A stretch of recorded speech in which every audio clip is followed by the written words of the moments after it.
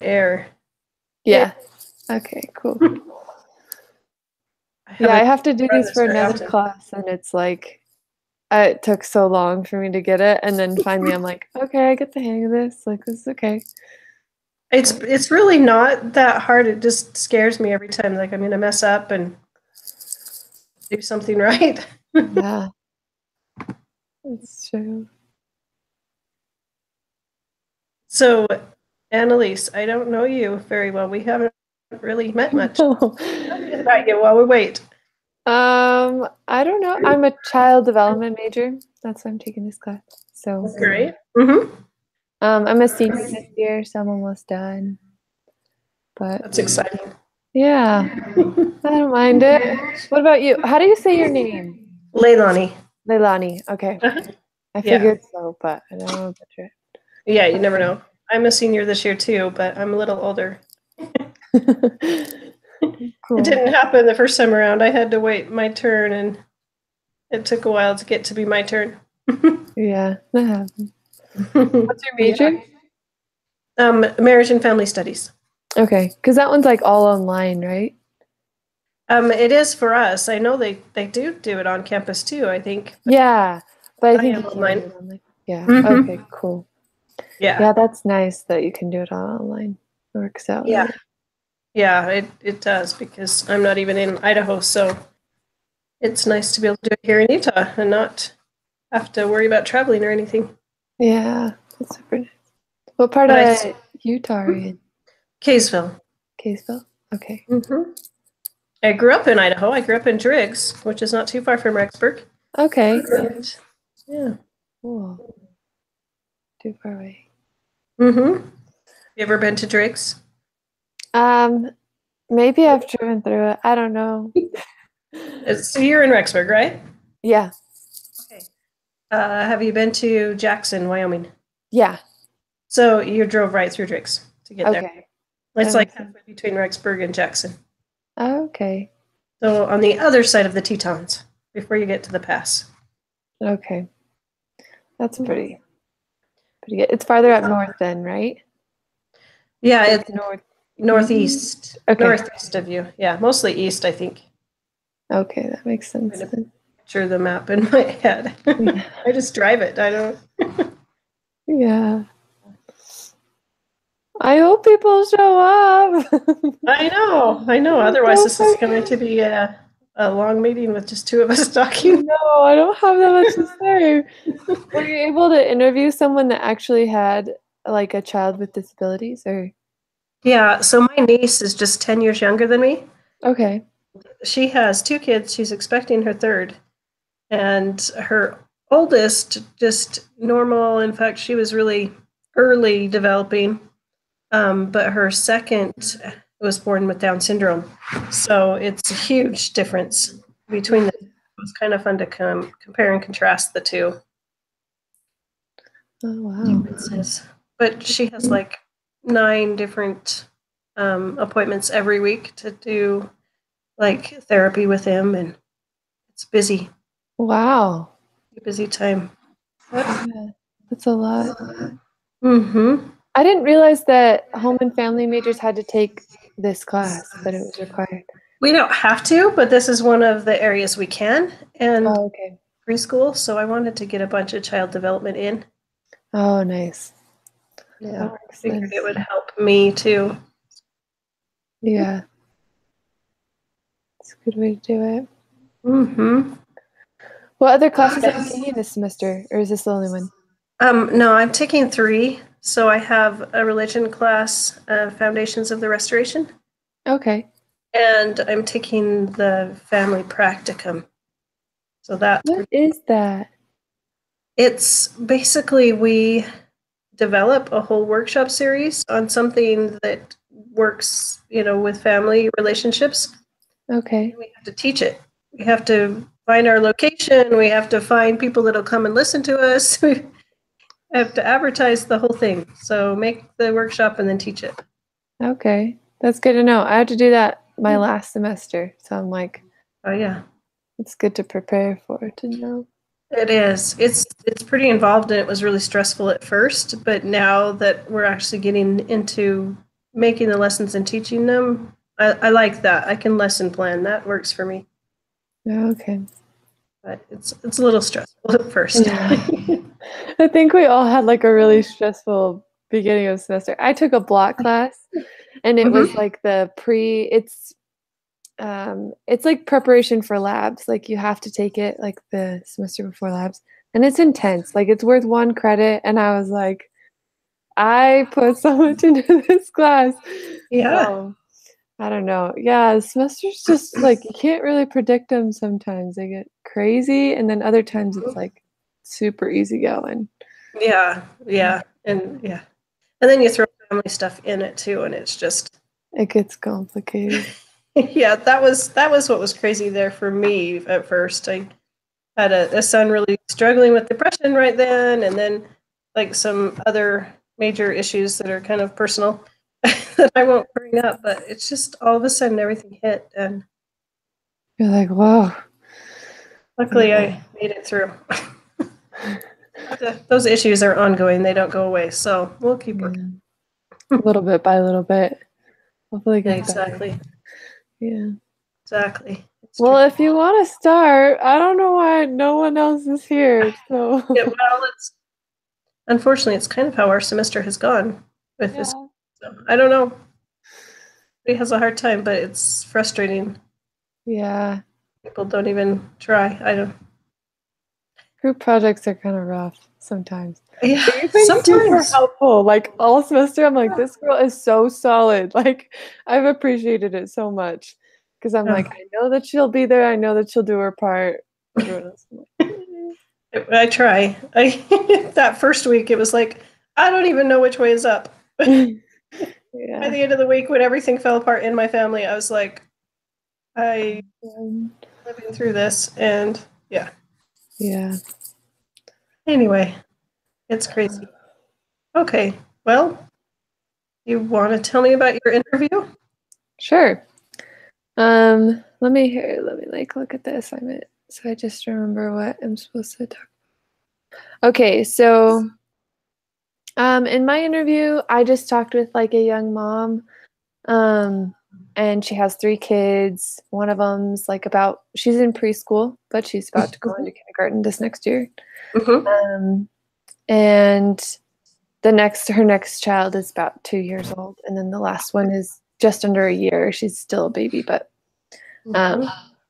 and they all had normal development. I couldn't find anybody that had like a disability, but she has like they have like other kids that they play with that have had disabilities, and different things like that. So she kind of like included a little bit of that in her, like when I was talking with her, I guess. Nice. Oh, look, Sarah's coming. Okay. Yay. Yay. Hi, Sarah. We can't see you yet, Sarah. Hi. Ah, there she is. I think we just have a thumbnail of you. Let me see what I can. Looks like my video's turned off. Let me see if I can turn it off. There we go. How about that? Maybe in a second. Okay. It's like super slow. I'm so sorry. Oh, no problem. We're just glad you're here. Yeah, thank you. Is it only us 3? So far. Wow. Oh, we see you now. Good. That's there good. you are. Okay, sorry. I didn't mean to interrupt you. Go ahead. No, you're fine. Problem. Yeah, you're totally fine. That was it. That's like the gist of the who I talked to. So she just has 3 little kids, normal development. That's pretty much it. What differences did she see between hers and the other kids that they've played with that have disabilities? So she noticed just like little things, like sometimes like she didn't realize one time that they were playing and like loud noises was like a trigger of the little kid that had a disability. And so like there was like a loud noise and the kid reacted a little bit and he ended up like hitting like one of her children or something like that. And it was just a reactionary thing, but it was just kind of like alarming to her, just because she didn't know that. But then like the mom was able to explain like, I'm sorry, like it's just like a trigger thing, like, and they worked it out or whatever. And she became more like understanding of those little things that she could do to kind of prevent that or help him. So That's good. yeah. Do we want to go like through like each of the questions or like one of the like question one for all of us? Do we want to do that? I don't know. Sure. Yeah, we can do that. I'll just need to pull that up. Yeah, same. I have my It's slow for whatever reason. I had something else open and not that part of it. You're good. I'm trying to. But Sarah, tell us about you while we open this up. What? Are you in Rexburg?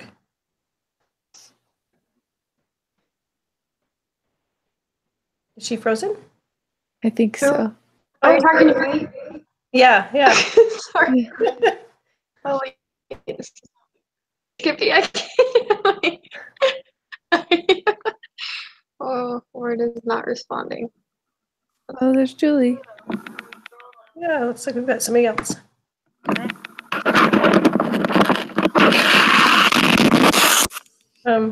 Wow.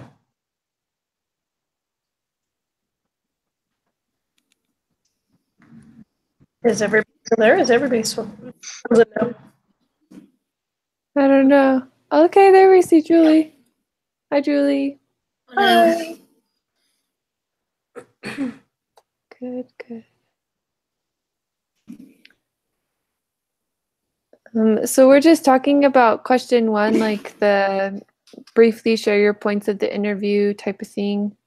If somebody wants to go next.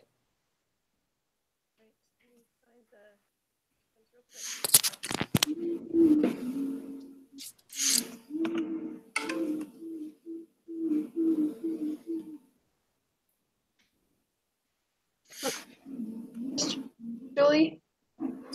Yeah. Are all of you guys in Rexburg then? I am. Stupid duo long. What was I that, am, Sarah? yeah. Okay. Frig.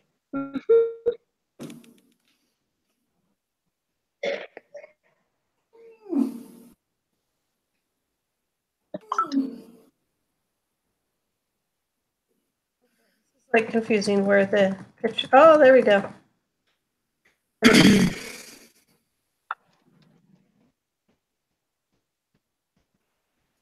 Who wants to start?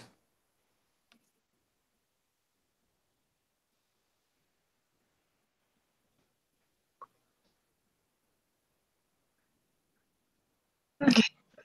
It's frozen. Okay. Well, mine were low, but I can tell you what I remember from memory. The first question was, what does the parent notice about teething, walking, talking, those kind of things? Mm-hmm. The dad that I asked, so he has two boys, one of them is 4 and one of them is 2, and he said the started walking. One of them started walking was slower than normal. One of them started talking slower than normal, and the younger one started talking sooner and speaks at the same level. He thinks, and that one was slow to potty train. The older was slower to potty train than the younger one. That's about all I got. Mm-hmm. That reminds me of a funny story. My grandma is a twin, and her twin walked first. No, first. And she walked first, and so her twin, her whole life, told her what to do, and she did it. Oh, wow. All right. Does anybody else want to address the question? What differences did you see in your children walking, talking, teething? I can go. My aunt noticed how a lot like whoever shared, how the younger ones were able to start doing things sooner. And I just thought it was funny because that reminded me, I can't remember, I'm in like 4 child development classes this semester, but yeah. And I remember one of them talking about how the younger ones start doing things sooner because they have the older examples.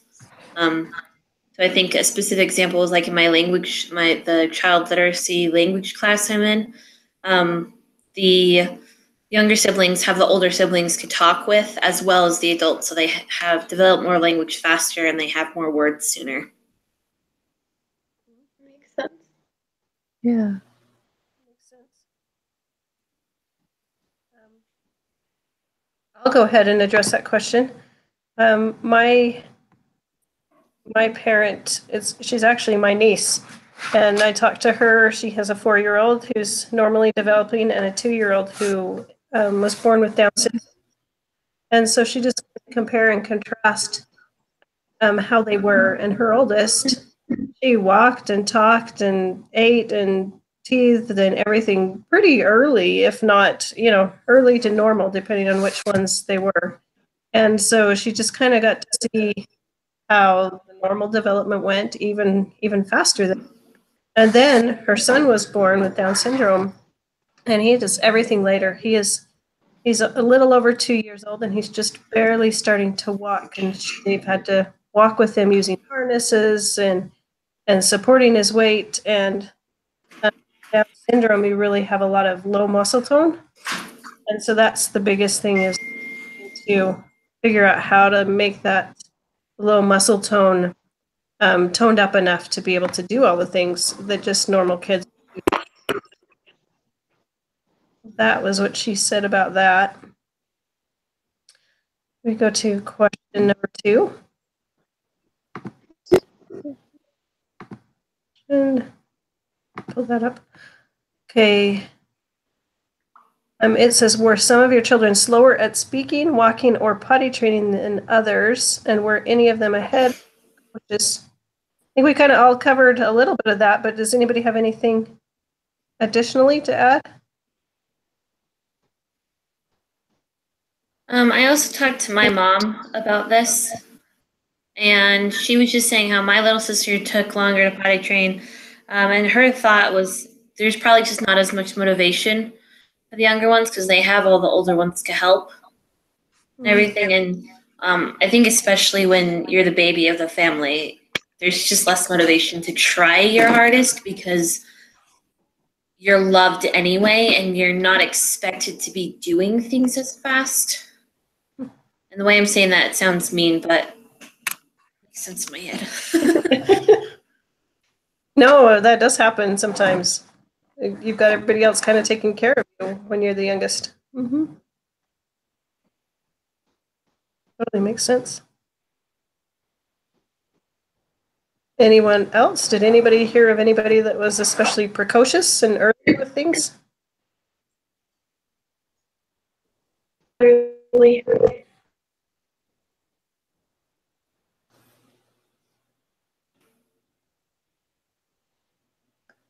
Yeah, Number 3. Yeah, we can move to it. Go ahead. No, you're good. I was just gonna say, like, I guess I don't know, like, if she was like, but I had the girl that I interviewed, her daughter, like her first daughter, and it kind of goes along with like all what we were saying. Like they were very, or she was like very quick to learn and like quick to walk, whereas like her other kids were more laid back. Well, I'm their home teacher, one of them, Okay. so I wanted to. So you'll probably never meet Nora. Okay. She's Home teachers. Hey. Oh my gosh, that's my brother. That's your brother? That's my And I met Kayla yesterday. So. Kayla will be here more often. I can't hold up. You can't get his attention though, can you? What It's so blurry. This connection is so terrible, but After 6. Well, at least he's home teaching. Way to go, brother. That's crazy. Oh The small world. All I know is what you have early Monday, Wednesday. Oh, I would Yeah. say That's Oh, that's funny, hilarious. Sarah. Yeah, We'll try and get that's really funny. what? I have her number. I Okay. have everyone's I number, would- the entire freaking. I would text you, but, just ask. and then she has a Do you want boyfriend. to wait? You should like text him, Sarah. That would take a lot of time too.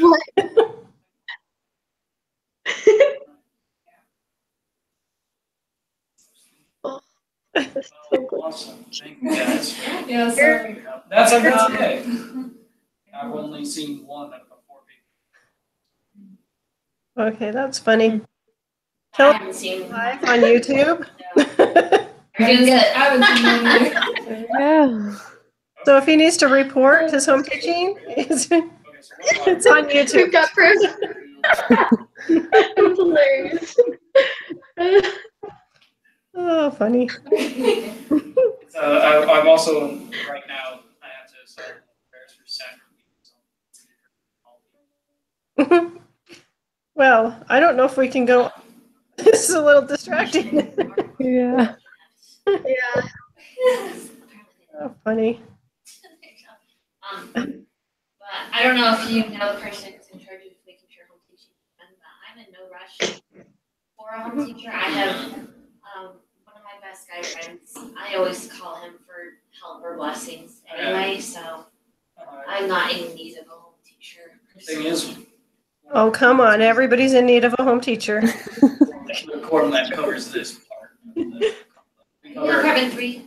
you know, I have a husband in my home and I still need a home teacher. Middle school too. Yeah, we cover this bottom floor and like the first half of the second floor. I think that's what our district is. That's funny. So the questions that I'm going off of are there's these questions in the group assignment and it says like discussion guidelines. Do you guys know what I'm talking about? Anyway, yeah, I would just text her. I might not if Okay. I'm not doing the same ones that you are. Because they say like so it's just it says use the following questions to guide your discussions. Ensure that every group That's member right. takes about 5 to 10 minutes each, which is a lot. I don't know how that's gonna work, but and then it says like share some points in your interview. What is your sense of normal? What does normal mean? Do you guys see that? People from my class. I don't see that. So it's like really confusing. They have like what 5 different links for this one assignment. I know. Yeah, it's under like the week or lesson 9, and then it says parent interview HOA session. Remember the pink that you did? They're still. So I'm there. Instructions, and then it has like a requirements tab and a discussion guidelines tab that are gray. Uh-huh. If you click on the discussion guidelines, it has like these questions Oh. Ta-da. to like guide the discussion. Okay. I'm sorry. I didn't No, you're good. open that one before. I opened I the mean, other one, but I didn't realize there was everything- something under this one. Yeah, everything we've talked about, I feel like falls into those questions already. So I still think like it's good, but we can Got it. go off of those too. Oh, what happened to Sarah? I don't know. We lost her, but guess what, Julie? Yes. Sarah's brother is your home teacher. We found out. What Well, I knocked happened? the door. That was Sarah's brother at the door. Your Oh. home teacher. Welcome to Rexburg. How crazy. Funny. When I think about it, I guess it could have been my nephew, but not. But it wasn't. Sarah's brother. That was funny. But we lost Sarah. Hopefully she'll be back. Come back on, yeah. Yeah, her computer was kind of bugging in and out too, though. Mm. Okay.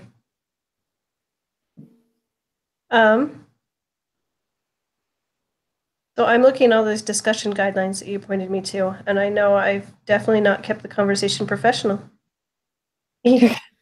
Professional is professional. It's more professionalism in their life. we will do the best we can, right? We're fine. Okay. Do we want to talk about the second one though? Like doing this interview, what is your sense of normal? What does normal mean? Maybe? Or Sure. Yeah. Anybody have thoughts on that? I thought it was hard to like define that because the kids that I interviewed or like the kids that we learned about were like normally developing. I mean, they might have been like behind our head, but not in any extreme way. So it just felt like it was normal. I don't know. So I felt like that was hard to, I don't know, see any difference. But Well, I think normal is a societal term that that society itself tries to assign to certain standards and things. And normal is an individual basis in reality. And what's normal for my family isn't even the same normal as my mom's sister's family. And so you just kind of have to understand the normal of what you're working with, and then you have to keep adjusting it.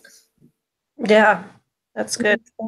yeah. I think there's kind of a continuum, normal can be from, for example, for walking, it can be anywhere from like 9 to 10 months up to 16 months or whatever, and I think it's good to have somewhat of a guideline so that if you're looking at a child and, for example, one of my boys didn't even crawl till he was a year old, let alone walk.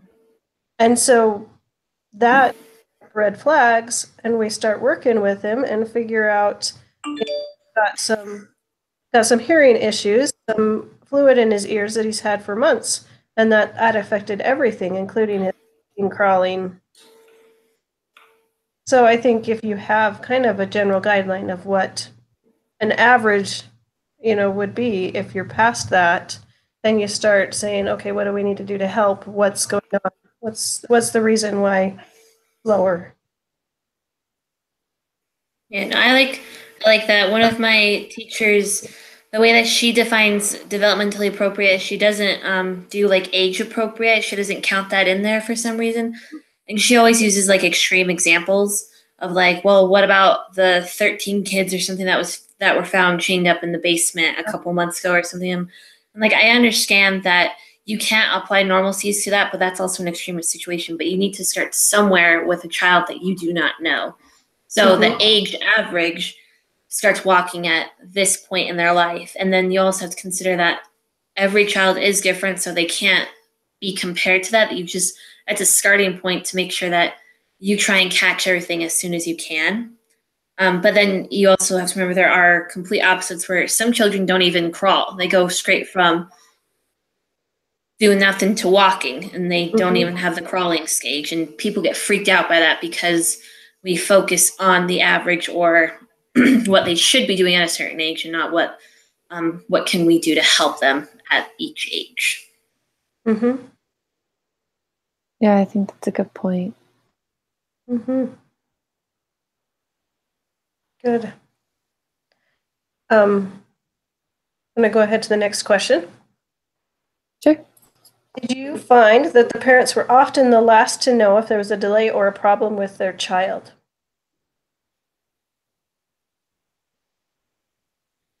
Anyone? Neither one of you had delays, right? That you were so with my niece, that really wasn't too big of an issue because they pretty much knew from day one.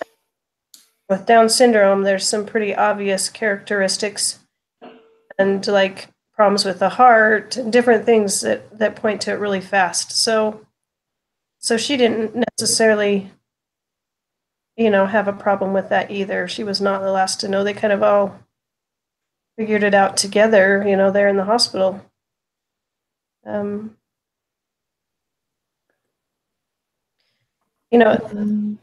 in that same question, did you get a sense of whether or not parents were receptive to receiving services? I think that's interesting. I work with a group of Cub Scouts right now. My son is one of them, and then 3 other boys. And one has ADHD, two of them have ADHD, and one has like sensory issues, I think. I'm not, it's been diagnosed, but he has some issues too. And I don't know how much to talk to their parents about it because I don't know. They could react so badly that it will be harmful to the child. Yeah. Read that effectively most of the time. Mm-hmm. And I just don't know how open they are to talking about it or if they even see the same issues that other people see. I don't know. Yeah, my or the person that I interviewed, she's my sister-in-law. So I was talking with her and she said that when she worked in a daycare, she said that she wouldn't necessarily see kids with like very obvious disabilities, but like setbacks or things that they needed help like in the home with. And she said it was really hard because sometimes like she would like try and explain it to parents and they were just not very receptive. Like it just went over their heads, you know, or they just didn't really care. Like it was a daycare and it was mostly like parents that worked all day or were out of work, and it was just hard for them to like provide that for their kids or even just be aware of it sometimes.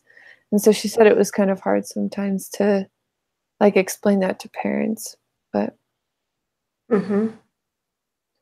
I don't know. I've also seen it like on the other side of the continuum. Like I nannied for a family and their kids were super smart and like very, very educated. Like their parents put a lot of effort into like making sure their kids were developing like at the optimal rate or whatever. And after I left, one of the little girls started developing like different signs of delays. Like it was weird. She almost progressed and then regressed. And I remember talking to her parents and they were just not upset, but like you could tell they couldn't figure out and they weren't sure if they could accept what the doctor had like diagnosed her with or like told her like, well, she is delayed, you know, because they did put so much effort into making sure that she was like ideal, and it wasn't their fault. I mean, like if it's a disease or whatever, Mm-hmm. like she can't do anything necessarily like that, I guess, to prevent it. But so I think you can also see it on like two sides of the spectrum, you know, where parents just are blind to it because they don't care or they can't put in that effort, and also because they just can't accept it, like because they did put in that much. If that makes sense, I don't know. Yeah. Mm-hmm. And I think I actually have an example of something on a different angle. I interviewed my aunt and my cousin. She's not delayed in any way, and she doesn't have anything that could delay her. But when she got to kinder, she had no interest in like reading or wanting to really learn. So when she went in for her kindergarten interview, the teachers were trying to get her to do things in general, but she didn't want to do them. And it got to the point where the teachers were like, well, why don't you want to do this? And she's like, I don't care.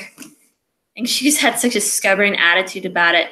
But my aunt has tried many, many things to try and get her interested and trying to get her to at least keep up with the rest of her class. And it finally, it recently resolved, and she's starting to be able to keep up with her class. She had this serious shyness issue, which I thought was shocking because she's such a stubborn, outgoing child. But she got over her shyness in school, and she is brilliant. As she's very, very smart, just like her sisters are, and so she's able to keep up. And I think she could advance past her peers, but sometimes it's actually just the child not wanting to do things, and maybe some insecurities they have as well. So I think it's interesting because that can be taken as, well, are the parents going to respond to that well or not? Because my aunt was trying her hardest on her end to help my cousin, but sometimes it really is just the child and they have to work through something themselves. You just have to be there to support. Yeah, I think there's so many factors. It's hard to pinpoint it sometimes. Mm-hmm. Yeah. Yeah. And it's hard for parents to accept that there might be something wrong or even that it's just too overwhelming to even want to consider that. And then other parents are trying really hard and the child needs to try hard. It's true. My niece with her little boy with Down syndrome, even she said it's just exhausting. They have to help him walk and they put him in a harness because he'll just like collapse on them. He won't even, he'll get stubborn and say, I don't want to do it anymore, or not say it, but he's not talking, but he'll decide he doesn't want to do it anymore, and he'll just collapse when they're trying to walk him, and it's just exhausting. Right. Everybody trying to hold him up and work his legs, but they have to be a part of their growth too.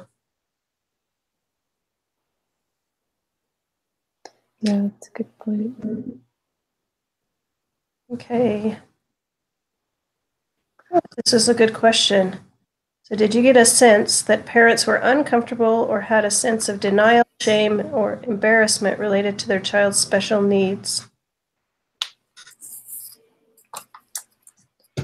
That might go with those parents in that daycare situation. Yeah.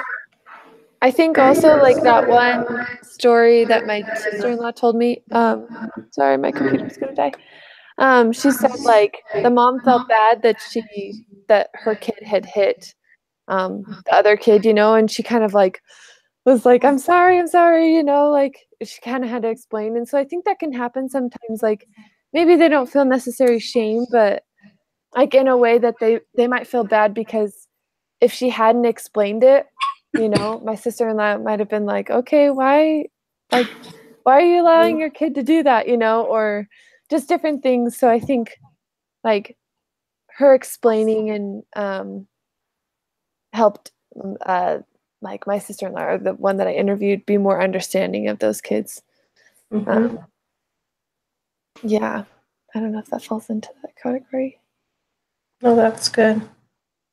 I think also there's almost an instinctive response of embarrassment when your child acts outside of what you consider normal and what they should be doing as well. So I think every parent feels some embarrassment to some extent with their child, whether they have delays or not. But I think it's also a good chance to start learning how to work through those emotions and those feelings, especially if you do find out that your child does have a delay, or even if it's just a personality that they have that you have to work through with them. That's true. That's good. The last thing that my niece wanted to emphasize when we were talking is she's like, I'm just so glad that you'll ask.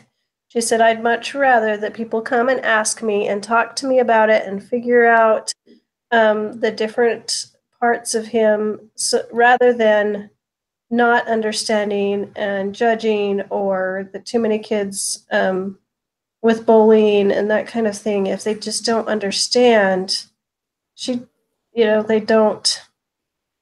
don't get a chance to really understand who he is and where he's coming from.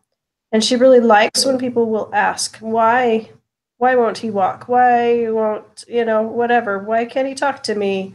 And she'd rather have little kids come up and ask these questions and understand, rather than not know. So like if you guys ever have kids, and they're wondering about someone, maybe they'd just rather you come right out and ask, so that the kids could just understand and get past that.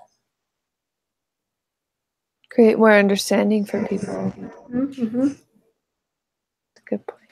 And I think sometimes it is hard to ask that because you don't want to step on toes and you don't want to offend them in any way, because it could just be the personality of the child, but it is easier in the long run to go up to them and say, I don't want to sound rude and I don't want to sound like I'm judging, but is there something? And if there is, please tell me about it so I know how to react.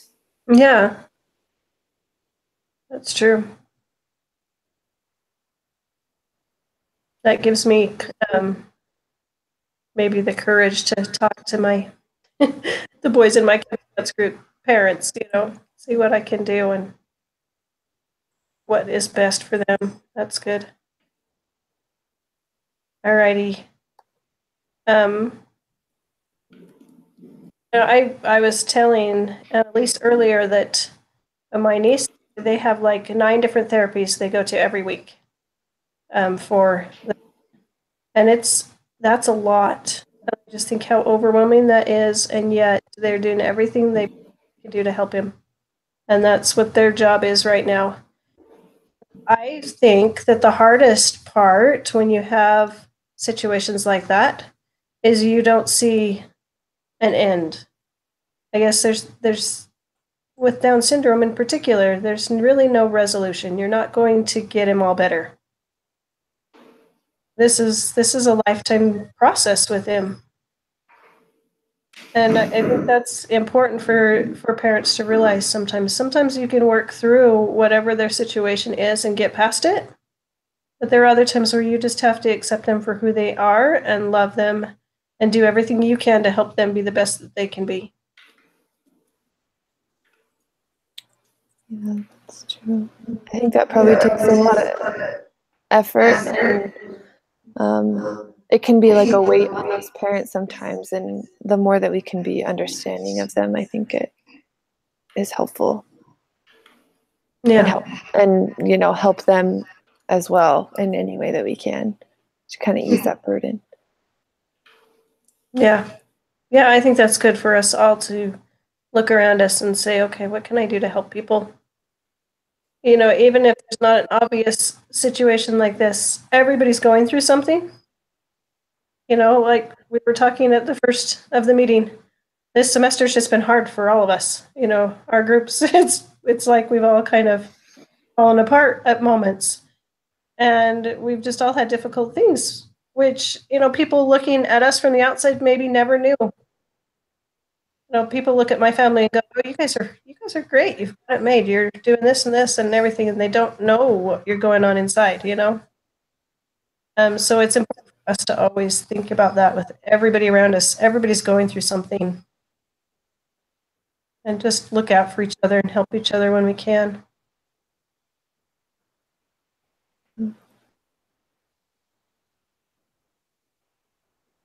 Okay. Well, we're supposed to summarize here at the end. Okay. Anybody want to summarize? It's supposed to be for 10 to 15 minutes. That's a big summary. That's a long time. I feel like that we have done that, though. Yeah, we kind of have all the way through, right? Yeah. Mm-hmm. Kind of cohesive throughout the whole thing. Yeah, I would just say we gained a greater understanding of people, parents and parents with children with disabilities, and what we can do to help them, and ways that we can identify these kids, I guess, these children, and what we can be aware of. Yeah, I don't know how you're going to summarize for 10 minutes, but I know. I think another point is that we've learned how to best try and handle situations, and with what we've learned, just knowing that we can be there with an open mind, and sometimes that's just enough for people that are going through things, to know that there will be this one person that will understand or try their best to understand no matter what's going on, and that they want to try and help the best that they can. yeah, that's great. Don't we all need that? Yeah. Well, good.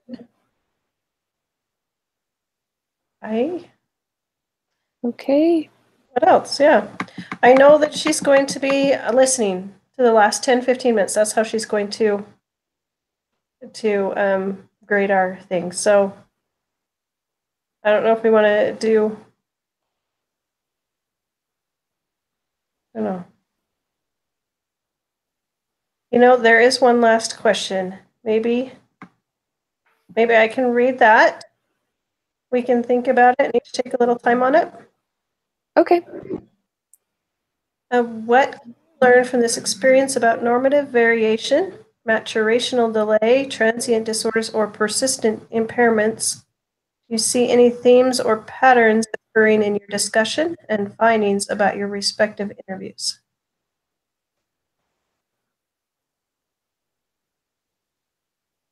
Once again, I think, like you said, we've really covered all that, haven't we, Julie? Yeah. Okay. I'll just summarize the best I can with this, and maybe we'll end with that. All right. So normative variation, we talked about how it's different for everybody, right? The growth and learning of each child is going to be different. There's going to be sort of a continuum that you can follow and say, hey, if they're not within this continuum, let's look and see if there is more of a maturational delay that we can work with. And if there is a delay, what do we do with it? How can we help the child? Because sometimes their disorder is just a transient. We can work with it, improve it. I do know a mother of some of my boys' friends who she has, I think it's 5, she has 5 boys and they're all on the autism spectrum. Oh, jeez. Yeah, quite the job. But they've worked really hard to help them the best that they can to improve and get better. And when you're on the autism spectrum, it's possible to eventually test off of it and to grow out of it. And some of hers have been able to do that. And they've worked really hard with all of them. At the same time, sometimes that's a persistent impairment. You know, you can have autism for the rest of your life and just improve a little where you can, but that can be a persistent one. Like my niece's boy with Down syndrome, that's a persistent impairment. And that's going to last his life. And they can do everything that they can and work with lots of different therapies that they're going through. And they will improve his situation strongly, but it will still be his persistent impairment, and they'll be working with that through his life. I think the big theme that we found at the end is that we should all just look for ways to help people around us, because sometimes it's persistent, it's going to last for our life. Sometimes it's a transient thing where they just need help for a while to figure things out and work through things. It's important for us to be looking out for each other. I think that's the biggest theme that we can pull from it, is to look out for each other and to ask questions. And think of it that way. Keep them in mind that way. I think we all learned something with this interview, and it was good to talk to you all about it. Yeah. Yeah. That's great. Thanks for listening, guys. Yes. Thank Thank you. you. I'm Are gonna. you gonna turn it in? Yeah, I'll turn it in unless one of you want to. Okay. Go. If you can. that'd be awesome. I don't know how to do it, but I think I can figure it out. I'll stop the broadcast now. okay.